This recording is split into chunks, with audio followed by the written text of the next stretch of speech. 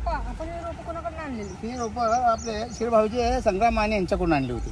बरं, हे किती दिवसाचे रोप आणि किती दिवसात नारळ आले? साधारणपणे या नारळ लावून ह्याला 2 वर्ष झाली आणि हे नारळ लागलेले आहेत.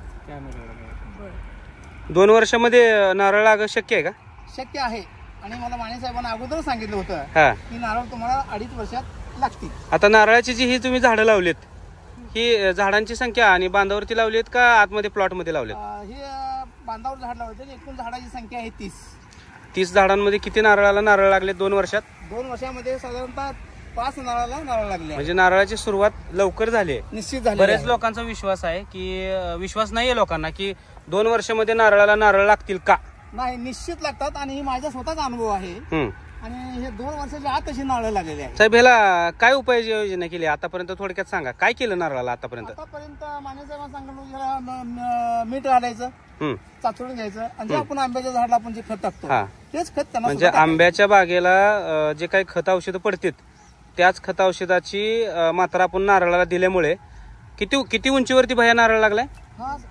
2 फुटावर नारळ लागले. 2 ते 2.5 फुटावरती नारळ लागणं शक्य आहे, कारण की फोटोमध्ये दाखवल्यानंतर लोकांना विश्वास बसत नाही.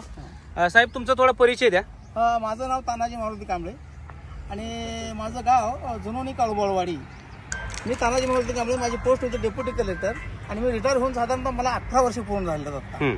आणि हे मुलासाठी बाग करायची आणि संग्राम मानेने मला या बाबतीत बराचसा सल्ला मोठा दिला होता की साहेब बांधावर झाडं लावा, आत आंब्यात लावायची गरज नाही. आणि 2 ते 2.5 वर्षामध्ये नारळ लागतील. आणि माझा सुद्धा विश्वास नव्हता, पण ज्या वेळेला प्रत्यक्षात माझ्या नारळ आले तेव्हा माझा परिपूर्ण विश्वास झाला. आता बांधावरती तुमच्या अजून पण 2 जुनी झाड आहेत. होय.